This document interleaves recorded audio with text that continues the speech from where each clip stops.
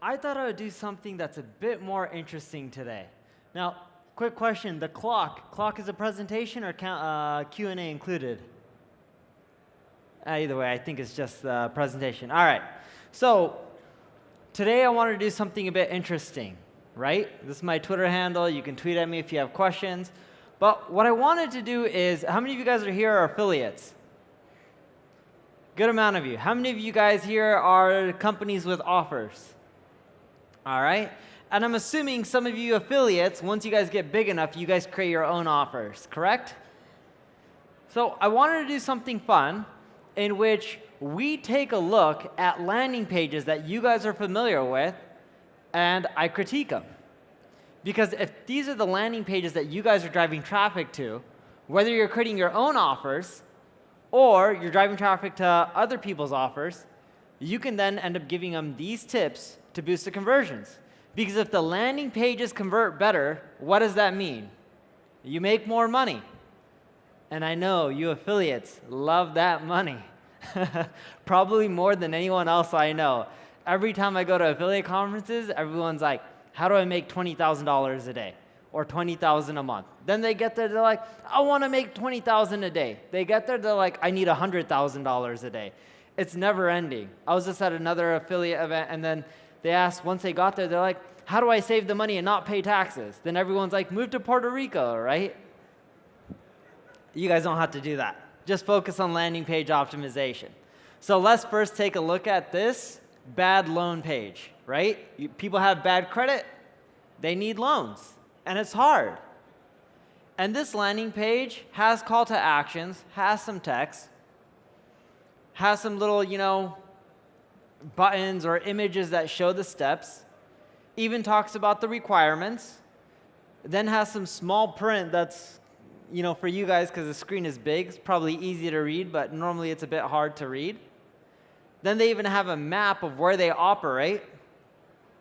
Then from there, they have the footer, call to action button of getting started, and that's pretty much it. Now, I know what you guys are thinking. You guys are looking at this landing page and you're like, I know how to improve the conversions, right? Well, there's some basic ways, and these aren't my special tips. Something basic could be this header at the top, the scrolling nav bar. It has too many options. You remove them, and you just have a button that talks about apply. You're going to end up generating more clicks, right? Versus telling them, hey, click on my account. Same with the text. Some of the paragraphs are hard to read. You can also reduce the footer navigation options. As you saw in the previous slide, there's way too many options. When there's way too many options, what happens? What happens? What do you think happens if there's too many options? That's right, they click on the wrong areas. The areas that don't make you money. You guys are affiliates. You want that money, right? Don't send them to your FAQ page. You want them to send up to your sign up or buy page. And one thing they didn't do, let's go back to these landing pages. Look at this, right? It's a long landing page, but there's not call to actions in every area. They more so have it at the very top, and they have it at the very bottom. So those are general tips. But I'm not here to just give you general tips. In every landing page I go over, I'll give you some general tips, but then I'll give you some interesting things that I see. Now, does everyone know what kind of software companies I've created? Analytics companies. Do you know how many visits we track on a monthly basis? Over 3 billion. Not million, billion with the B. So what can other people do to really boost the conversion rates of pages like this, these lead forms? So my first tip for you guys, and some of you guys have seen this, some of you haven't, is to engage your visitors first, right? You can quiz them. I used to have a nutrition site called Nutrition Secrets, and we would quiz people when we would want to collect leads. Because when we told people to buy our products, or opt in for a lead form, and we would have a sales rep call them to, let's say, lose weight or whatever it may be and go for some personal coaching, we found that, hey, people just don't like opting in. But if you make it customized to them, let's say you quiz them. I'm a man. I'm a woman. It's more personalized, right? And then you get in, you ask them questions like, what are your goals and all this stuff. And then you say, all right, you want the results, more interested in our services and our products, put in your email, name and email. Usually I don't pitch, I just say, want the results, put in your name and email. When I show them the results, I end up saying, this is what you need if you want to achieve these goals, right? This simple thing versus just asking people to put in their information and collect a lead increased my conversions by 108%. That's pretty good, right? It's simple. And how many of you guys are technical and know how to do some engineering? Look, the Indians are raising their hand. Good for you. We teach IT in India. That's right. But don't waste your time. It's inefficient. Just go use lead quizzes. Lead quizzes, I don't know what it costs. I don't own it. It's not my company. It's like under $100 a month, and you can just create one of these quizzes and keep churning and burning, and then you can figure out what converts the best and generate the most leads. Right? Now, with this bad credit site, they do have an area on their site where they have a slider where they're asking you to engage. How much money do you want to borrow? Do you see how this is way better and having people engage versus putting on their main landing pages, hey, here's all about us. We do bad credit loans. Here's the areas we service. Here's the areas we don't. You guys are affiliate marketers. You think you're going to be driving traffic to areas they don't serve? Of course not. Facebook allows you to geo-target, right? And because of that, you're not driving them irrelevant traffic. So why wouldn't they have you engage first? And I wouldn't just engage with this, a little slider. I would then ask them more questions and then collect the lead information. Because if I waste 5 minutes of your time and I have you do multiple things, like fill out questionnaires, not your name and email, but just all these questions about your loan, what are you looking for a loan for, how much, and then at the end I ask you for your information to see if you qualify, you're going to be like, oh, shucks. I wasted all this time, might as well just give him my name, email, and all my other information. That's why engaging first really works. I also did this with one of my other companies, Hello Bar, software company where we help people collect emails, but I asked them, put in your URL first, and then I had them create email collection modals, and then at the end I said, hey, do you want this to go live? Sign up. I got a 52.11% increase in signups because they're like, I already spent all this time engaging, might as well just complete the rest, right? And if you're wondering why engaging works, it's because of this. What's your name there? What's your name? Yeah. Huh? Dennis? So Dennis, if I went to you and I said, will you marry me? What are you going to say? No. Assuming I was a woman or man of your dreams, what would you say? Yes. You're crazy. Why would you say yes? I could be a terrorist. I could be a killer.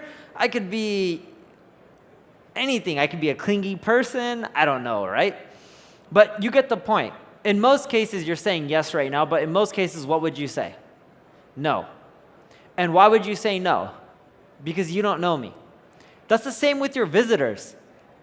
Almost all of you affiliates are trying to get people to buy, and you're just like, oh no, that's cool. I'll just scale up, more accounts, get them burned, and I'll just spend thousands of dollars a day. Yeah, you can do that, but why not get people to engage first? I've also found that when you get them to engage first, less of your accounts get burned, right? That'll save you quite a bit of money if you guys are buying accounts. It's like if you ask someone, hey, would you go on a date with me? Dennis is more likely to say yes. Then we get to know each other. Eventually we end up getting married or moving in together, and then I ask him to marry me. He's much more likely to say yes. That's how it works in the real world, and that's how it should work on your website. Number 2, don't use an exit pop-up. You've seen people talk about exit pop-ups before, but I'm going to show you something a bit more unique. You're lucky if 3 out of 100 people buy. Sometimes you guys get more, sometimes less. But in most cases, most people don't buy. So why not collect leads right when people are about to bounce?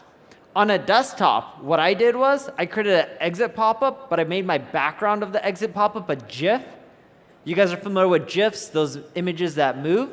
and I showed them in that GIF what they would be putting in their name and email for, my conversions went through the roof. The copy stayed the same, but just by adding a silly little GIF, I increased my email collection rate by 42%.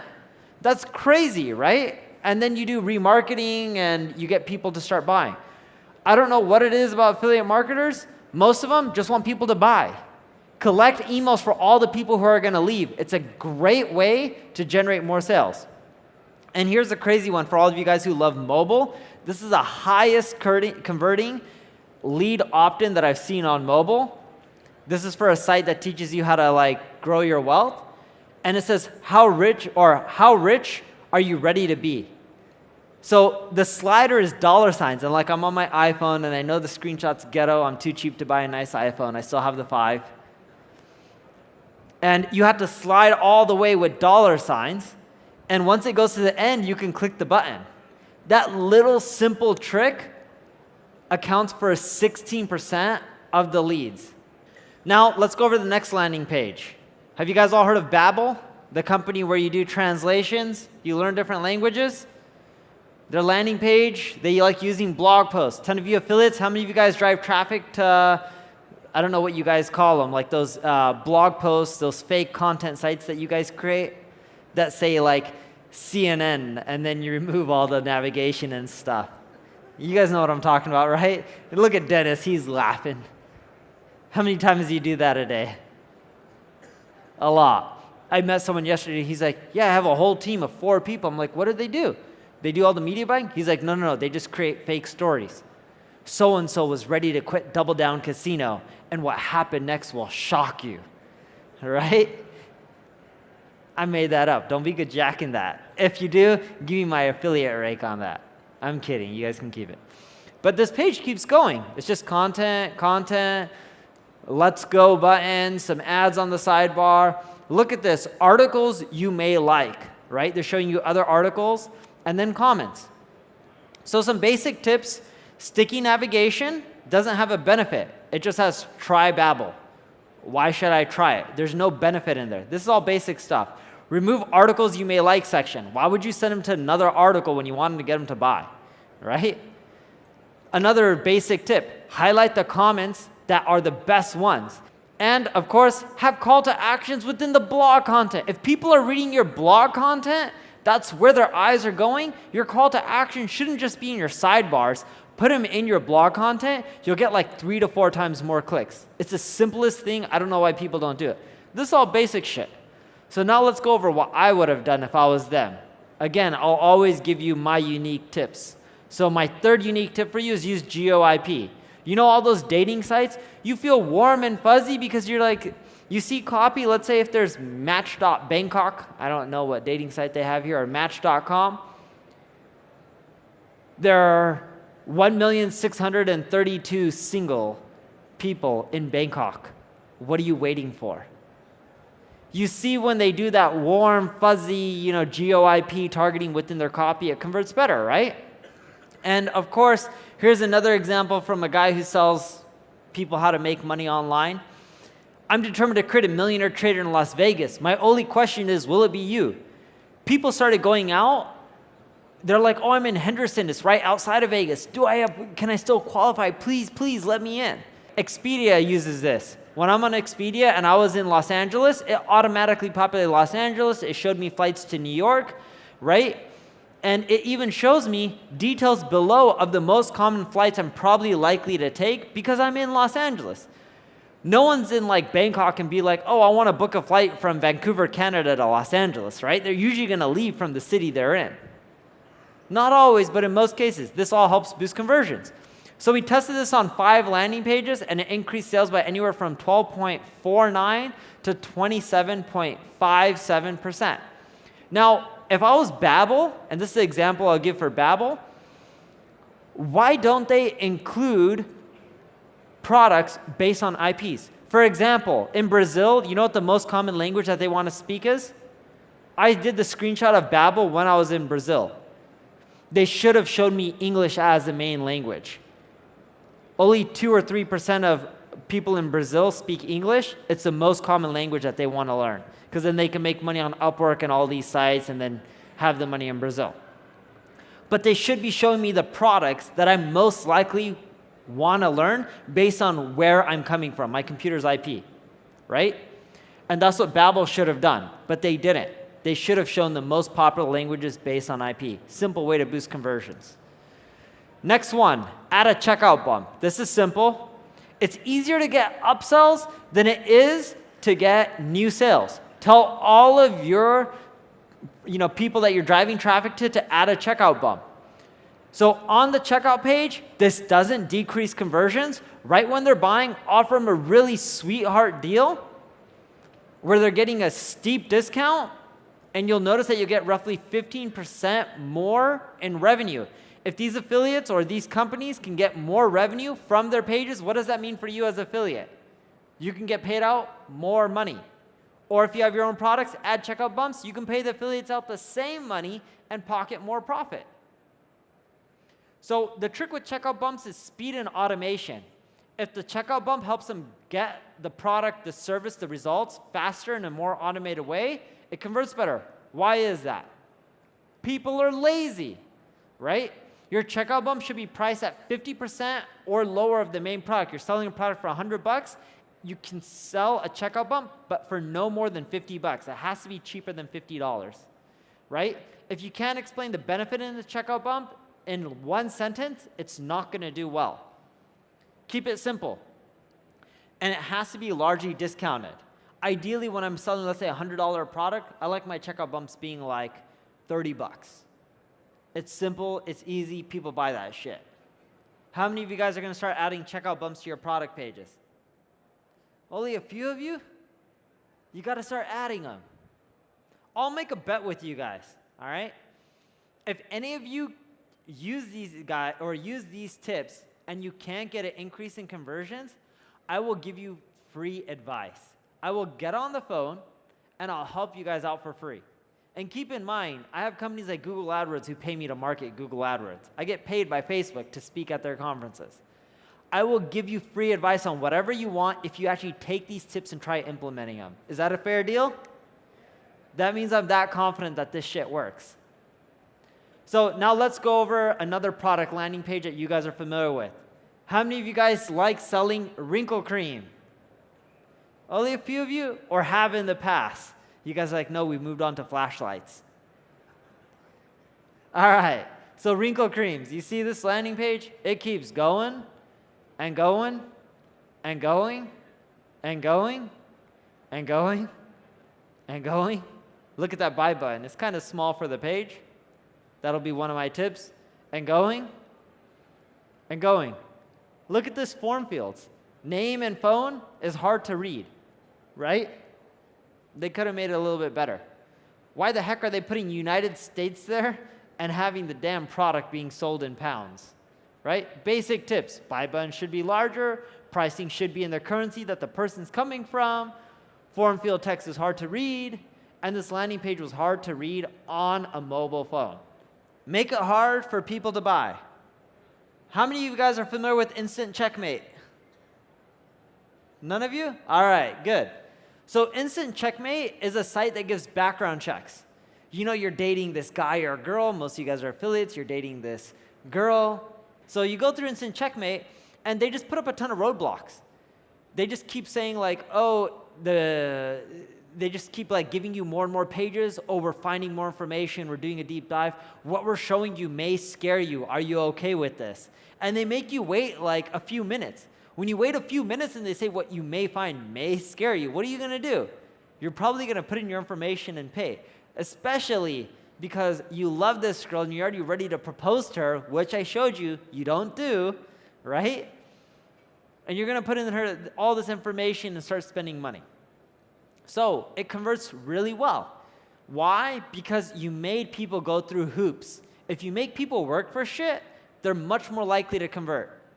Mike Chang also did the same with his six-pack shortcuts. Are you guys familiar with Mike Chang? He used to have all these ads on YouTube saying buy his fitness products, and then he went to this hippy-dippy conference about like life and spirituality, which there's nothing wrong with if you believe in it. I'm not saying I do or I don't. And then he decided to like stop selling all this shit. But we tested this on a few sites where we made it harder for people to purchase. Instead of just letting them buy, like skincare, we would just be like, okay, what are your goals? How old are you? What kind of environment do you live in? Is it dry, moist, right? What are your skincare goals? Do you have issues with your eyes? Asking him all these questions and then saying, oh, you qualify. I tested this out on Mike Chang's site. I didn't fill out shit, and I clicked the buy button. He's like, congratulations, you qualify to buy her product. No matter what I filled out, I qualify. Test this out on 5 sites. 1 decreased in sales by 34.63%, and the other 4 increased in sales all the way up to 58.86. Not too shabby, right? Test this out. Now, number 6, copy tweaks have the biggest impact in conversions. If I'm doing a skincare site and you guys have big landers, there's one thing you need to know. And I do a ton of copywriting, and I've paid some of the best copywriters literally 60, 70, 100 grand just for a landing page, right? And out of all the data I've analyzed, because I analyze a shitload of data, I've learned that 8 out of 10 people will read your headline, but only 2 out of 10 people will read the rest of your landing page. It's all in the headline. Yes, the rest of the copy is important, but it starts with the headline. You got a shit headline, you're gonna have shit conversions. So here's some quick headline rules. Numbers and negative words increase click-through rate, right? And reads. Not only does it increase click-through rates, if you guys are doing organic SEO, which some of you are, you wanna keep them under 65 characters per search, might as well get some extra search traffic. Make your headlines match the content. If it's deceiving, you're gonna get a big fall off from the purchase. Odd numbers perform better than even. Don't ask me why, but from everything we've tested, we've seen that. 6-word headlines convert extremely well, and avoid words with multiple meanings. And of course, use power words and adjectives. So fun, effortless, incredible, right? So, and here's some general copy tweaks. Evoking curiosity is a strong way to generate clicks and sales. What's your name? Huh? Good one? Gulwad? I'm Indian, I should be able to say this. Okay, Gulwad, right? Good enough? All right. Gulwad quit Double Down Casino, and what happened next will shock you. That's curiosity. You're much more likely to quit Double Down Casino, and you know if they're playing Double Down Casino, right? They're much more likely to buy your casino offer. You also want to make sure you're writing in a conversational tone. With copy, if you're not using the words you and I, it doesn't feel as personal, it doesn't convert as well. Using the words you and I makes it personal, and people are like, oh my God, this copy is written just for me. You don't want to be too salesy because it hurts conversions. You want to make your copy clear, dark. I don't know why people like using these fancy like landing pages with all this pink stuff. I understand the product and the audience, but if they made their copy easier to read on mobile phones, they would convert better. You also want to make sure your mobile landing pages are AMP friendly. Are you guys familiar with AMP? AMP makes the landing pages load way faster, which boosts conversions. And of course, you want to answer objections. So you can use tools like Qualaroo to ask them questions like, if they're on your page for like 5 minutes because they're most likely not ready to convert, what did you come to the site for? Did we help solve what you're looking for? Asking them simple questions will help you understand what objections they have, and then making your copy answering each of their objections, because you guys drive so much traffic, just look for the most common ones. That's the best way to boost your sales. Answered objections on one of my sites through copy, boosted conversions by 14%. Just one little simple objection. Why should we pay you guys instead of your competitors? It's really simple. Now, they can do that on the skincare products, right? Beauty, answer objections. Now let's look at the last landing page. VPN solutions. Get your free VPN. Boom, here's the rest of the landing page. It's short, sweet, doesn't have to be too long. Now, basic feedback is, not everyone knows what a VPN is, so should make it more basic. They should let people know that it's easy to use. They should consider creating a short video explaining the VPN process, right, instead of this image on the top left. I understand it's privacy related, but you can have the thumbnail of the video do the same thing. And what's the catch? Why is it free?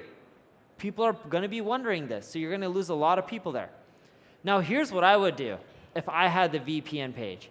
Evoke fear. In some of your guys' products, you can scare the shit out of people and make them buy. So here's what this VPN page has. Snoopers and hackers can trace you by your IP address. And I actually did this for a VPN company. It wasn't these guys. But I changed this copy. One of my buddies owns a VPN offer. And right there, I put shit like, people are spying on you. We know that this is your IP address. You live in Berlin, Germany. You use a MacBook Pro, and you enjoy surfing the web at all times at night, especially at nighttime. It's this time in your time zone. That scares the shit out of people. And I would end up being like, and this is just scratching the surface of what we know about you. Want to stop this? Use this free VPN so we and other people can't trace you. You see how that scares people? Don't you think that'll get people to download your product? Of course it will. When we did it on that VPN site, conversions went up by 39.14%. That's crazy. All we did is just showcase the person's information based on their IP. And we went really hardcore specific. Like, we even made judgments being like, you love browsing the web using Safari. You're really loyal to Mac products. Or like, if they had Chrome, you love using Google, right? You're loyal to Google products such as Google Search and Chrome. By making it creepy, conversions went up. And my last bonus tip, ask your customers and visitors for a favor, all right? So when you're collecting emails from your offers, and most of you affiliates don't do this, I don't understand why, because most of your traffic isn't gonna convert. Start dripping them with free information, such as being like, I'll give you this bonus if you do X, Y, and Z for me. And the subject line I use is, I need a favor, can you help? Plus some good news. And I just write an email that just basically says something like, hey, hey John, or hey Dennis, I have a favor that I'm asking for you. I want to help the world look more youthful. I have this amazing skincare product, and no, I'm not here to sell you on it, but instead what I want to do is, I want to have you help me and educate the world on this product, and in exchange, I'll send you a free sample. All you have to do is pay shipping. But all I ask is in favor is for you to let other people know about this offer and share this link on your Facebook and Twitter and yada, yada, yada. And it's really simple. You start getting people to share, and they email you back saying, oh my God, this is amazing. And then they write blog posts talking about how you're awesome, and then boom, you get more traffic and more sales. Funny enough, traffic hasn't gone up much, but when someone recommends a product or service, I found that we got an extra 6.41% increase in sales. And when I meant traffic didn't go up in much, when you have 1 million plus visitors that you're driving or you're getting, you're not gonna notice a big traffic increase, but the people who come from this, they do extremely well when it comes to conversion from visitor to a purchaser. So that's it, and now let's get into some Q&A.